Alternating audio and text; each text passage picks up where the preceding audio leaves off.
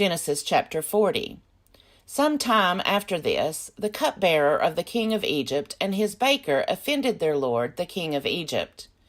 Pharaoh was angry with his two officers, the chief cupbearer and the chief baker, and he put them in custody in the house of the captain of the guard, in the prison where Joseph was confined. The captain of the guard charged Joseph with them, and he waited on them, and they continued for some time in custody. One night they both dreamed, the cupbearer and the baker of the king of Egypt, who were confined in the prison, each his own dream, and each dream with its own meaning. When Joseph came to them in the morning, he saw that they were troubled. So he asked Pharaoh's officers, who were with him in custody in his master's house, "Why are your faces downcast today?"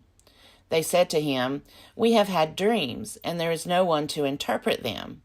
And Joseph said to them, "Do not interpretations belong to God? Please tell them to me."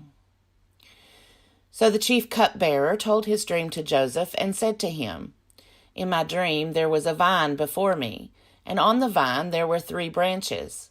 As soon as it budded, its blossoms came out, and the clusters ripened into grapes. Pharaoh's cup was in my hand, and I took the grapes and pressed them into Pharaoh's cup, and placed the cup in Pharaoh's hand." Then Joseph said to him, "This is its interpretation. The 3 branches are 3 days. Within 3 days Pharaoh will lift up your head and restore you to your office, and you shall place Pharaoh's cup in his hand, just as you used to do when you were his cupbearer. But remember me when it is well with you. Please do me the kindness to make mention of me to Pharaoh, and so get me out of this place. For in fact I was stolen out of the land of the Hebrews, and here also I have done nothing that they should have put me into the dungeon." When the chief baker saw that the interpretation was favorable, he said to Joseph, "I also had a dream. There were 3 cake baskets on my head, and in the uppermost basket there were all sorts of baked food for Pharaoh, but the birds were eating it out of the basket on my head." And Joseph answered, "This is its interpretation. The 3 baskets are 3 days. Within 3 days Pharaoh will lift up your head from you, and hang you on a pole, and the birds will eat the flesh from you." On the 3rd day, which was Pharaoh's birthday, he made a feast for all his servants, and lifted up the head of the chief cupbearer and the head of the chief baker among his servants. He restored the chief cupbearer to his cupbearing, and he placed the cup in Pharaoh's hand. But the chief baker he hanged, just as Joseph had interpreted to them. Yet the chief cupbearer did not remember Joseph, but forgot him. Genesis chapter 41. After 2 whole years, Pharaoh dreamed that he was standing by the Nile, and there came up out of the Nile 7 sleek and fat cows, and they grazed in the reed grass. Then 7 other cows, ugly and thin, came up out of the Nile after them, and stood by the other cows on the bank of the Nile. The ugly and thin cows ate up the 7 sleek and fat cows, and Pharaoh awoke. Then he fell asleep and dreamed a second time. 7 ears of grain, plump and good, were growing on one stalk. Then 7 ears, thin and blighted by the east wind, sprouted after them. The thin ears swallowed up the 7 plump and full ears. Pharaoh awoke, and it was a dream. In the morning his spirit was troubled, so he sent and called for all the magicians of Egypt and all its wise men. Pharaoh told them his dreams, but there was no one who could interpret them to Pharaoh. Then the chief cupbearer said to Pharaoh, "I remember my faults today. Once Pharaoh was angry with his servants and put me and the chief baker in custody in the house of the captain of the guard. We dreamed on the same night, he and I, each having a dream with its own meaning. A young Hebrew was there with us, a servant of the captain of the guard. When we told him, he interpreted our dreams to us, giving an interpretation to each according to his dream. As he interpreted to us, so it turned out. I was restored to my office, and the baker was hanged." Then Pharaoh sent for Joseph, and he was hurriedly brought out of the dungeon. When he had shaved himself and changed his clothes, he came in before Pharaoh. And Pharaoh said to Joseph, I have had a dream, and there is no one who can interpret it. I have heard it said of you that when you hear a dream, you can interpret it. Joseph answered Pharaoh, It is not I. God will give Pharaoh a favorable answer. Then Pharaoh said to Joseph, In my dream I was standing on the banks of the Nile, and 7 cows, fat and sleek, came up out of the Nile and fed in the reed grass. Then 7 other cows came up after them, poor, very ugly and thin. Never had I seen such ugly ones in all the land of Egypt. The thin and ugly cows ate up the first 7 fat cows. But when they had eaten them, no one would have known that they had done so, for they were still as ugly as before. Then I awoke. I fell asleep a second time, and I saw in my dream 7 ears of grain, full and good, growing on one stalk, and 7 ears, withered, thin, and blighted by the east wind, sprouting after them. And the thin ears swallowed up the 7 good ears. But when I told it to the magicians, there was no one who could explain it to me. Then Joseph said to Pharaoh, Pharaoh's dreams are one and the same. God has revealed to Pharaoh what he is about to do. The 7 good cows are 7 years, and the 7 good ears are 7 years. The dreams are one. The 7 lean and ugly cows that came up after them are 7 years, as are the 7 empty ears blighted by the east wind. They are 7 years of famine. It is as I told Pharaoh. God has shown to Pharaoh what he is about to do. There will come 7 years of great plenty throughout all the land of Egypt. After them there will arise 7 years of famine, and all the plenty will be forgotten in the land of Egypt. The famine will consume the land. The plenty will no longer be known in the land because of the famine that will follow, for it will be very grievous. And the doubling of Pharaoh's dream means that the thing is fixed by God, and God will shortly bring it about. Now, therefore, let Pharaoh select a man who is discerning and wise, and set him over the land of Egypt. Let Pharaoh proceed to appoint overseers over the land, and take 1/5 of the produce of the land of Egypt during the 7 plenteous years. Let them gather all the food of these good years that are coming, and lay up grain under the authority of Pharaoh for food in the cities, and let them keep it. That food shall be a reserve for the land against the 7 years of famine that are to befall the land of Egypt, so that the land may not perish through the famine. The proposal pleased Pharaoh and all his servants. Pharaoh said to his servants, Can we find anyone else like this, one in whom is the Spirit of God? So Pharaoh said to Joseph, Since God has shown you all this, there is no one so discerning and wise as you. You shall be over my house, and all my people shall order themselves as you command. Only with regard to the throne will I be greater than you. And Pharaoh said to Joseph, See, I have set you over all the land of Egypt. Removing his signet ring from his hand, Pharaoh put it on Joseph's hand. He arrayed him in garments of fine linen, and put a gold chain around his neck. He had him ride in the chariot of his second in command, and they cried out in front of him, Bow the knee. Thus he set him over all the land of Egypt. Moreover, Pharaoh said to Joseph, I am Pharaoh, and without your consent no one shall lift up hand or foot in all the land of Egypt. Pharaoh gave Joseph the name Zaphenath-Paneah, and he gave him Asenath, daughter of Potipharah, priest of On, as his wife. Thus Joseph gained authority over the land of Egypt. Joseph was 30 years old when he entered the service of Pharaoh, king of Egypt. And Joseph went out from the presence of Pharaoh and went through all the land of Egypt. During the 7 plenteous years, the earth produced abundantly. He gathered up all the food of the 7 years when there was plenty in the land of Egypt, and stored up food in the cities. He stored up in every city the food from the fields around it. So Joseph stored up grain in such abundance, like the sand of the sea, that he stopped measuring it. It was beyond measure.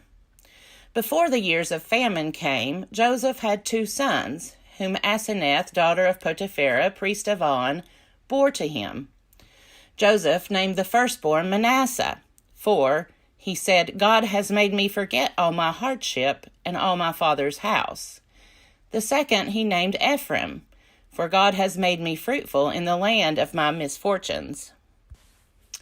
The 7 years of plenty that prevailed in the land of Egypt came to an end, and the 7 years of famine began to come, just as Joseph had said. There was famine in every country, but throughout the land of Egypt there was bread. When all the land of Egypt was famished, the people cried to Pharaoh for bread. Pharaoh said to all the Egyptians, "Go to Joseph. What he says to you, do." And since the famine had spread over all the land, Joseph opened all the storehouses and sold to the Egyptians, for the famine was severe in the land of Egypt. Moreover, all the world came to Joseph in Egypt to buy grain, because the famine became severe throughout the world. Genesis chapter 42. When Jacob learned that there was grain in Egypt, he said to his sons, "Why do you keep looking at one another? I have heard," he said, "that there is grain in Egypt. Go down and buy grain for us there, that we may live and not die." So 10 of Joseph's brothers went down to buy grain in Egypt. But Jacob did not send Joseph's brother Benjamin with his brothers, for he feared that harm might come to him. Thus the sons of Israel were among the other people who came to buy grain, for the famine had reached the land of Canaan. Now Joseph was governor over the land. It was he who sold to all the people of the land. And Joseph's brothers came and bowed themselves before him with their faces to the ground. When Joseph saw his brothers, he recognized them, but he treated them like strangers and spoke harshly to them. "Where do you come from?" he said. They said, "From the land of Canaan, to buy food." Although Joseph had recognized his brothers, they did not recognize him. Joseph also remembered the dreams that he had dreamed about them. He said to them, "You are spies. You have come to see the nakedness of the land." They said to him, "No, my lord, your servants have come to buy food. We are all sons of one man. We are honest men. Your servants have never been spies."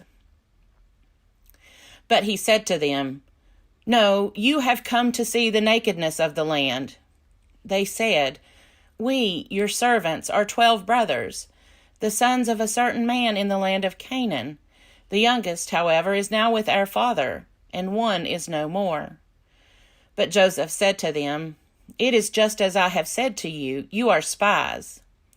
Here is how you shall be tested. As Pharaoh lives, you shall not leave this place unless your youngest brother comes here. Let one of you go and bring your brother, while the rest of you remain in prison, in order that your words may be tested, whether there is truth in you, or else, as Pharaoh lives, surely you are spies." And he put them all together in prison for 3 days. On the 3rd day Joseph said to them, "Do this, and you will live, for I fear God. If you are honest men, let one of your brothers stay here where you are imprisoned. The rest of you shall go and carry grain for the famine of your households, and bring your youngest brother to me. Thus your words will be verified, and you shall not die." And they agreed to do so. They said to one another, "Alas, we are paying the penalty for what we did to our brother. We saw his anguish when he pleaded with us, but we would not listen. That is why this anguish has come upon us." Then Reuben answered them, "Did I not tell you not to wrong the boy? But you would not listen. So now there comes a reckoning for his blood." They did not know that Joseph understood them, since he spoke with them through an interpreter. He turned away from them and wept. Then he returned and spoke to them. And he picked out Simeon and had him bound before their eyes.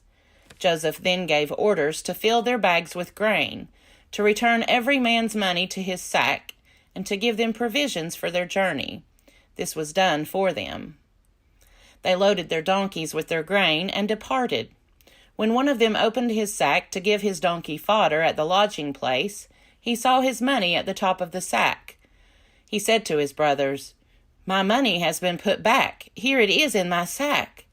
At this they lost heart and turned trembling to one another, saying, "What is this that God has done to us?" When they came to their father Jacob in the land of Canaan, they told him all that had happened to them, saying, "The man, the Lord of the land, spoke harshly to us, and charged us with spying on the land. But we said to him, We are honest men, we are not spies. We are 12 brothers, sons of our father. One is no more, and the youngest is now with our father in the land of Canaan." Then the man, the Lord of the land, said to us, "By this I shall know that you are honest men. Leave one of your brothers with me, take grain for the famine of your households, and go your way. Bring your youngest brother to me, and I shall know that you are not spies, but honest men. Then I will release your brother to you, and you may trade in the land." As they were emptying their sacks, there in each one's sack was his bag of money. When they and their father saw their bundles of money, they were dismayed. And their father Jacob said to them, "I am the one you have bereaved of children. Joseph is no more, and Simeon is no more. And now you would take Benjamin? All this has happened to me." Then Reuben said to his father, "You may kill 2 of my sons, if I do not bring him back to you. Put him in my hands, and I will bring him back to you." But he said, "My son shall not go down with you, for his brother is dead, and he alone is left. If harm should come to him on the journey that you are to make, you would bring down my gray hairs with sorrow to Sheol." Genesis chapter 43. Now the famine was severe in the land, and when they had eaten up the grain that they had brought from Egypt, their father said to them, "Go again, buy us a little more food." But Judah said to him, "The man solemnly warned us, saying, You shall not see my face unless your brother is with you. If you will send our brother with us, we will go down and buy you food. But if you will not send him, we will not go down. For the man said to us, You shall not see my face unless your brother is with you." Israel said, "Why did you treat me so badly as to tell the man that you had another brother?" They replied, "The man questioned us carefully about ourselves and our kindred, saying, Is your father still alive? Have you another brother? What we told him was in answer to these questions. Could we in any way know that he would say, Bring your brother down?" Then Judah said to his father Israel, "Send the boy with me, and let us be on our way, so that we may live and not die, you and we, and also our little ones. I myself will be surety for him. You can hold me accountable for him. If I do not bring him back to you and set him before you, then let me bear the blame forever. If we had not delayed, we would now have returned twice." Then their father Israel said to them, "If it must be so, then do this. Take some of the choice fruits of the land in your bags, and carry them down as a present to the man, a little balm, and a little honey, gum, resin, pistachio nuts, and almonds. Take double the money with you. Carry back with you the money that was returned in the top of your sacks. Perhaps it was an oversight. Take your brother also, and be on your way again to the man. May God Almighty grant you mercy before the man, so that he may send back your other brother and Benjamin.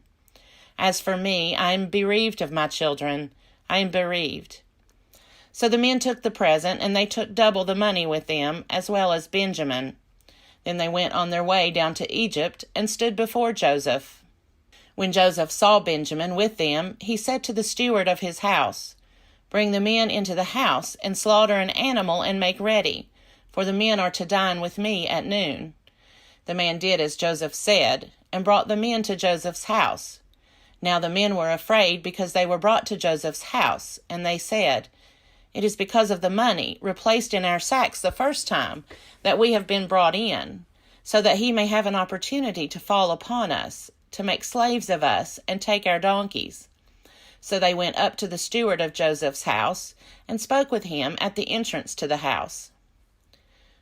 They said, "Oh, my lord, we came down the first time to buy food, and when we came to the lodging place, we opened our sacks, and there was each one's money in the top of his sack, our money in full weight. So we have brought it back with us. Moreover, we have brought down with us additional money to buy food. We do not know who put our money in our sacks." He replied, "Rest assured, do not be afraid. Your God and the God of your father must have put treasure in your sacks for you. I received your money." Then he brought Simeon out to them. When the steward had brought the men into Joseph's house and given them water, and they had washed their feet, and when he had given their donkeys fodder, they made the present ready for Joseph's coming at noon, for they had heard they would dine there. When Joseph came home, they brought him the present that they had carried into the house, and bowed to the ground before him. He inquired about their welfare, and said, "Is your father well, the old man of whom you spoke? Is he still alive?" They said, "Your servant our father is well, he is still alive." And they bowed their heads and did obeisance.